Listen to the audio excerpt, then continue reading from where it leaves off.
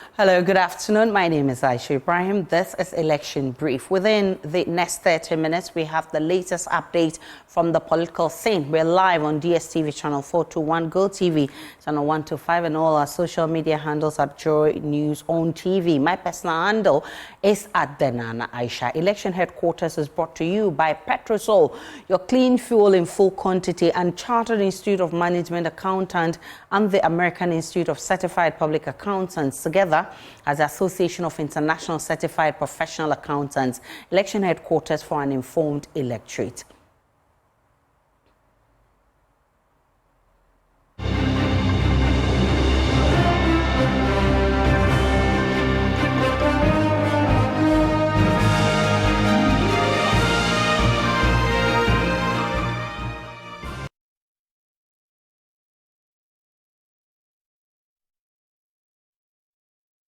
This afternoon, Kyerematen is promising an all-inclusive, grassroot-focused government if voted into power as president, as he outdoors the newly formed Alliance for Revolutionary Movement. Speaking at the launch, Mr. Kyerematen outlined what he terms a transformational agenda, which includes reducing unemployment, fighting corruption, and a roadmap towards Ghana's economic recovery. Kenneth JC was there for Joy News.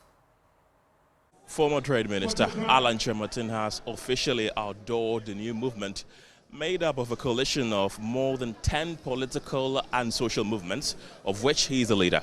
Alliance for Revolutionary Change is the name. Mr. Kyerematen outlined his vision for a more inclusive and progressive Ghana, highlighting key policy areas such as economic empowerment, healthcare reform, and education access. Ushering in a new type of leadership in Ghana. Leadership that is visionary, competent, accountable, transparent, action-oriented, results-driven, and compassionate.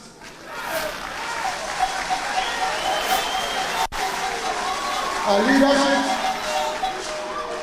leadership that will fight corruption ruthlessly and lead by example, and not provide a safe haven for corrupt political appointees and other public officials. Implementing transformational policies. Governance is about policy making and execution. What Ghana needs now are transformational policies in all sectors, namely in the macroeconomy, in the productive sectors, including industry, trade, agriculture, tourism, in infrastructure development, in social services delivery, including health, education, and sports. Speaker after speaker, leaders of the other movement groups promised to make constitutional amendments to favor the ordinary Ghanaian, help fight corruption, and ensure economic prosperity if voted into power. The Alliance for Revolutionary Change is here to once more rekindle the embers of a dying flame that we saw burning brightly in our first republic.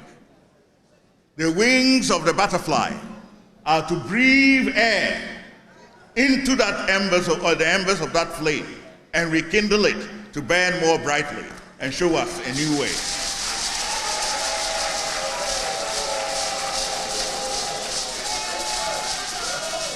The great transformation plan that has been proposed by our leader, Kyerematen,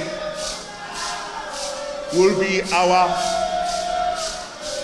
main and driving force into a new prosperity that will be for all of us and not just for a few of us.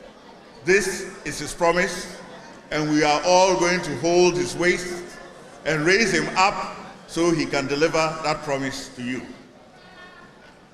That is why you must vote for him as your first independent presidential candidate of Ghana.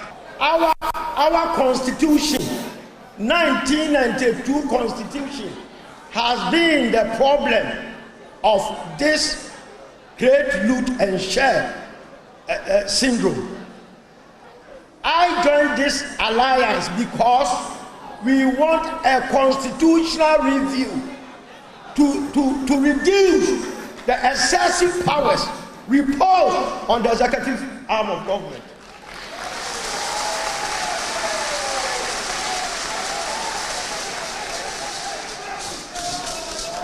We are joining this alliance to ensure that separation of powers is adhered to. The alliance, as I see it, is going to give Ghanaians the opportunity to be treated not because they hold political card, but because they are Ghanaians.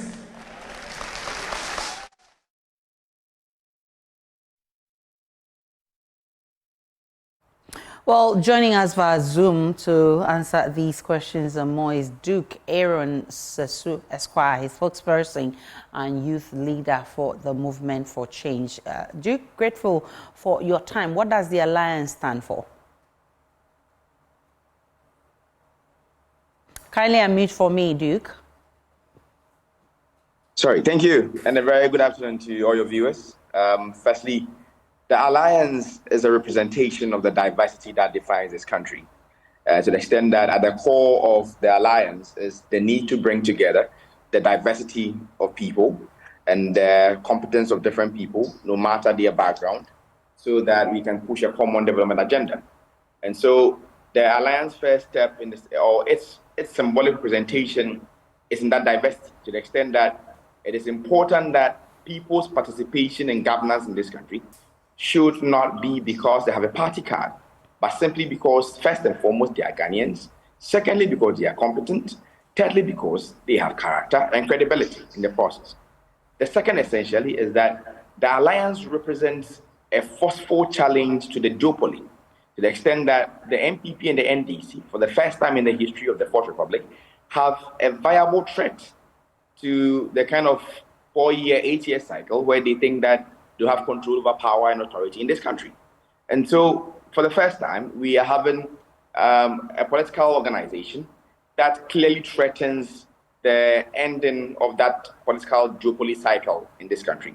But essentially also, the Alliance also represents the fact that it is time that we move beyond a manifesto promise and have a plan, to the extent that how do we identify a comprehensive plan model that ensures prosperity for our dear nation? By a plan, we mean that a comprehensive policy proposition that discusses what the policy is, why this policy, how we seek to implement the policy in general. And that is what we've been lacking over the years in the Fourth Republic, because most political organizations seek to just throw policy positions that sound soothing to the ears of Ghanaians. But the practicality of it becomes challenging once they come into office and Ghanaians are lost on exactly what they meant in principle. But fourth, and not ultimately, but because of time, let me talk about the fourth one, is the need for constitutional reform. The character of our constitution is one that is a bit imperialistic. And an example is that, for example, the appointment of the electoral commissioner is being done by a player on the field, so that if the government in power will become a player within the political process, and that player is appointing officer of the referee of the match, then it threatens the peace and security in this country. And that is why in places like Kenya, following the 2007 violence in Kenya, they have a bit of a reform to make sure that their electoral commission is one that is representative of what independence really means. And so there's the need for us to take a critical look as to the appointment powers of the presidency that makes it a bit imperialistic and has the potential for chaos within our country. And what demography of the voting population do you hope to capture? Well, the most important voting population is are the young people, essentially. Over 73% of the population are people who are less than about 35 years. These are my people. And for young people are looking for jobs. They are looking for opportunities. And so they are looking for someone, a leader, who is representative of the ideals of these very young people, essentially.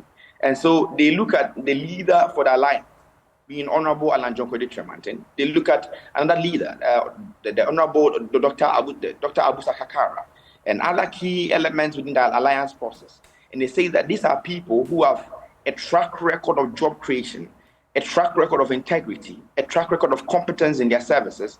For example, Honorable Kyerematen, right before he became he served in public service, was key through Empretec and the UNDP in creating over 4,000 corporate organizations in about 13 sub-Saharan African countries.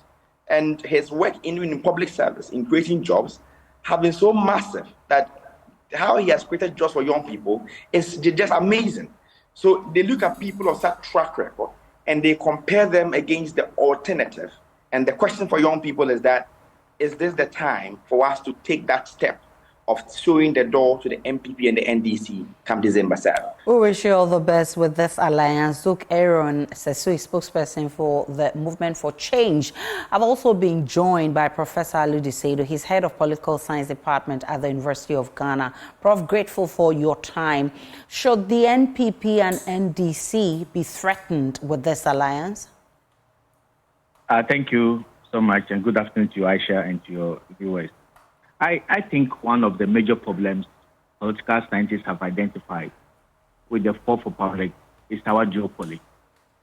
So the geopolitic Fourth Republic has led to, in most cases, complacency between these two larger political parties, especially when they are getting to their second term.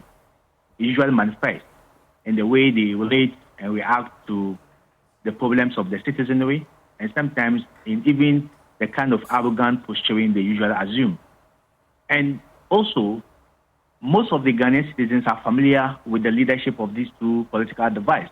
They have experimented them as either a Minister of State, Deputy Minister of State, the board of a CEO, as a CEO of a state organization, or even as a vice president or as president. And it usually blurs the distinctive line, ideologically or in terms of performance, between the two political parties. So the problem has always been breaking the duopoly. And over the years, political parties and political groupings that have emerged have always organized and mobilized in a very disaggregated manner. So what actually happened yesterday was a very interesting development for political watchers, that smaller political parties and political organizations think that if they mobilize collectively, share resources, strategize, and capitalize on the disaffection of the general Ghanaian population towards the geopolitical political parties, they should be able to make an impact. So I think we face the same problems over the years. Since 1957, when we became independent, it's the same corruption, it's the same unemployment, it's the same balance of payment deficit, it's the same moral culture, it's the same everything.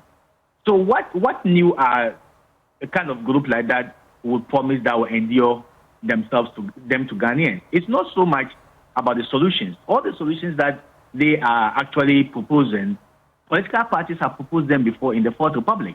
I think maybe the new thing will be the new leadership that will emerge, which we have never experimented in a way, especially the combination, but also too in the terms of approach. In terms of being scared, it practically, if you look at all the opinion polls that have been conducted, and also polls that I have been involved in, it always gives the advantage or the lead to the two dominant political parties, the NDC and the MPP. And you tend to see that most of the polls that have been released recently always point to NDC victory, and then followed closely by the MPP.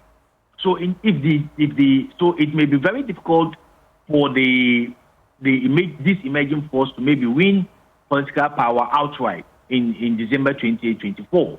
But what they can do is that if they mobilize very well, craft very enduring solution and approach to the problems that we face, they are likely going to get a percentage that can turn the elections into a runoff. And if you look at the data, info analytics data, it usually gives before it was revolutionary movement for revolutionary change.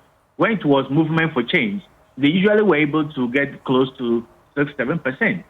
And if that is true, and they close their ranks in this particular manner, and they are able to push up to maybe 10% of the voter population, the total number of valid votes that be cast, then there's a likelihood that they can push the election to a runoff. and become the kingmaker.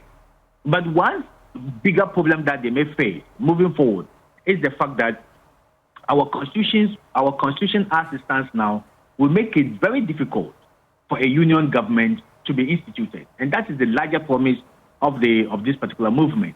Unless, of course, a constitutional change arrangements are put in place. Because our constitution says a majority of our ministers must come from the legislature, parliament.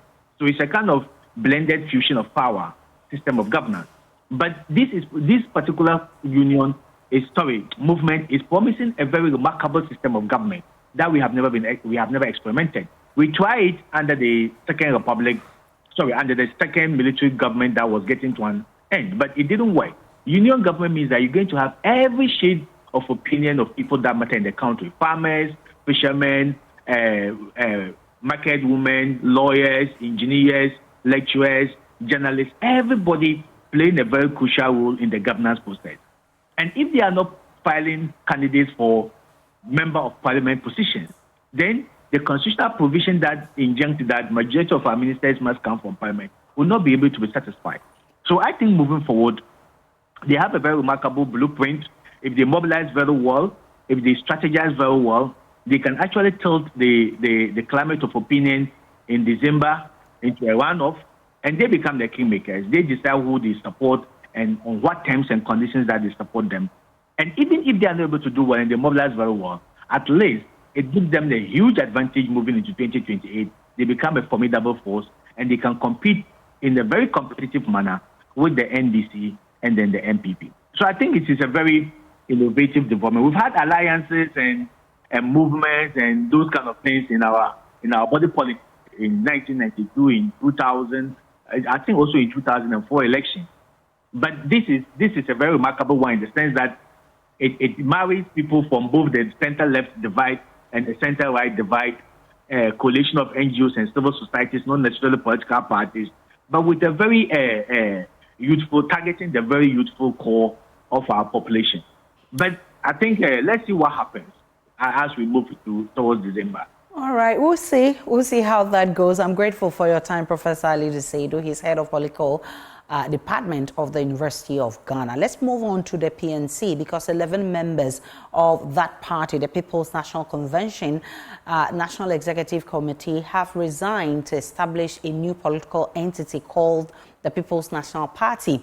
Their decision stemmed from their disagreement with a recent High Court ruling on April 8, which reinstated David Apasera as the party's leader while affirming the suspension of the General Secretary, Janet Nabla, due to alleged integrity issues.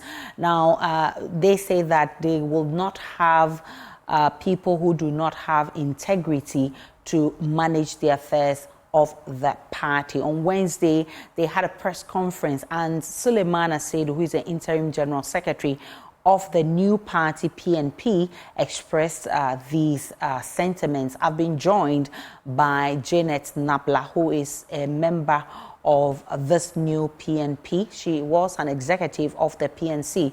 Janet Nabla, I'm grateful for your time. What do you mean if you say that you will not have people who lack integrity to govern the party? Let me greet you and your viewers this afternoon. I don't know whether you can hear me. Loud and clear. All right. So, we have been in and out of court due to David Apasara, our once 2020 flag bearer. He took us to court on several occasions. And whenever we go, the judge would say that he should come back to the party so that the party will listen to use our party's internal mechanisms to solve his differences for him. But he keeps sending us back. And, he last did a meeting some time ago and called it NEC. In PNC, you cannot call a meeting NEC if 9 regional chairmen are not in your meeting. In that meeting, he said was NEC and he suspended me. There were only 4 regional chairmen in that meeting. So when he went to court, we told the court about this, and then they asked him to provide evidence. He provided a blank paper. Our lawyer had to even tell the judge to check whether he can see any name. The judge checked and said that he cannot see any name. And that was the only evidence he had. We knew very well that everything Mr. Apasada did was against the party. And then the ruling, we knew. All of a sudden, 3 weeks to the ruling, he went around telling people, including the press, that he has won and that this is what will happen. The judge will kick me out and remove all our people. And then he will be in charge with David Apasada, Moses Daniba. And true to his word, when we went, the same thing happened. So we felt that we were treated unfairly by the court. That's number one. Number two, we disagreed totally with the judgment that was given to us on the 8th of April. Why didn't you appeal? We quickly appealed. Okay. The same day, we quickly appealed. Then, we are not for ourselves. We decided to inform the National Executive Committee of the party. And they said we should hold on. So when they came, they looked at the court issues, and then they looked at the continuous problems Ms. Apasada has imposed on the party ever since we made him our 2020 flag bearer. And they realized that this thing that he has done, we knew that if we send it to the appeal court, we were going to win hands down. But that's why you and other 11 members have when we do that, we call lawyers to talk about the appeal court, and they said that the place is choked. The whole of southern sector, they come to Accra, and the northern sector goes to Kumasi. So it will take a very long time, at least 2 years, for them to be able to come to judge our case for us. Looking at our 2020 elections, the 2024 elections, and we're going to court for 2 years or 3 years or 4 years, someone even said 8 years, it's going to waste our time and ends up destroying our party. And the party is not 11 members, so it is 11 regional. It is 11 regions that boycotted him. It's not 11 members, 11 regions. So they reported to. So now you formed a new party called the PNP. The PNP, yes. Right. So the PNC has also issued a statement condemning the allegations. A statement signed by a communications officer of the PNC, Audu Ishak, reads, the attention of the PNC has been drawn to the statements in the media announcing the formation of a new political party under the name People's National Party, signed by Janet Asana Nabla. The statement claims that the decision to form a new party is born out of some disagreement with the judgment given by an Accra High Court upholding the decision by the PNC to suspend its General Secretary in August 2021 for various reasons, including insubordination, misconduct, and incompetence and financial management. The PNC calls on the rank and file of the party to stay resolute and avoid the temptation to be swayed by the disgruntled former General Secretary and her cabal. And it's signed by Ishak Audu, who is the communications person for the PNC. Janet Nabla, have you seen the statement? I have not seen it, but I've heard people read it, just like the way you have read it. And even, you see, it pains me, and I'm happy. I want to thank God that he has delivered us from the hands and the pit of the devil. Because these people, I don't even know how come we went and brought them into the party and they ended up trying to destroy everyone with them. He's saying that the PNC, where is the PNC? Right. 11 regions. No, 11 regions leaving you. The representation of the party is the regions. Let me bring in Audu Ishak. Audu, Janet has confirmed that she herself and other regions, 11 regions, have, they've taking themselves out of the PNC and they formed a new party. What are you defending? Well, it is within any member's right to decide to leave the PNC. And if Ms. Janet Nabla, aggrieved by the decision of the party, decides to leave the party and to go with some other gullible members to form a new political party, it is within their rights.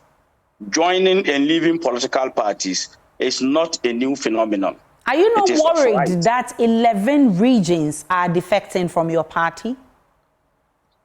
Well, you know, Aisha, that political parties are run by structures. the PNC has 16 regional secretariats. The PNC is represented in each of the 16 regions in Ghana. And now, out of these 16 regions, 2 members from each regional secretariat comprising the regional chairman and the regional secretary are supposed to be members of NEC. Let's even take it that all of the 32 regional executive committee members who are members of NEC, representing the various regions, decide to leave the PNC to go and join the new political party. The party has 14 executives in each region. 2 out of 14, we still have 12 members left. But they are even telling you that only 11 out of 16, we are not fazed by this particular decision. Indeed, I have said elsewhere that this particular news is akin to a rotten or diseased tooth in the mouth. Unless that particular tooth is removed, the mouth would always have to chew with caution. Janet and her group represent that broken or rotten tooth in the mouth of the PNC that was destabilizing the PNC and preventing the PNC from moving forward. So since yesterday, it has been good news to the PNC. It comes to us as freedom. As I speak to you, our party national headquarters that has been under lock and the keys deposited at the Nima Divisional Police Headquarters has been released to us. Currently, other executive members of the party are at the national headquarters. Right. So, Janet Nabla, now that the PNC accepts your resignation and you forming a new political party, what different are you bringing on board? Briefly for me, we are running out of time. As I told him, right. We are so happy that we left a party that has been stained with all manners of crimes and things that are not good for our democracy. Look at the man that the person who calls himself a communication secretary. Do you know that the constitution of PNC says that you have to be appointed? He has not been appointed by anybody. Apasara is a walking illegality. He is not even fit to become a member of a political party, neither to think of him holding a party. We were holding the PNC. Look at the one talking. Ask him that in his entire life, what has he ever done to help the party? Right. So let's not go personal. Let's now look at what the PNP brings on board. We have left, and we are so happy because it's integrity, honesty, transparency that rules political parties. But since other people are being governed by so many things that the party that was now being deviated from the legacy of the party, we decided to move away. And I'm saying that the PNC, we are so happy. Right. Janet Nabla is a member of the team that left PNC to form the PNP. And you've heard Isaku Audu, who is the communications director of the PNC. Earlier, we spoke with Professor Ali Duseidu on the Movement for Change and Movement for Interest Alliance. And he says the MPP and NDC must feel threatened by this alliance. Many thanks for watching. Election Brief is brought to you by Petrosol, and it's on your election headquarters. Election headquarters is for an informed electorate. For more of the news, log on to myjournline.com for more.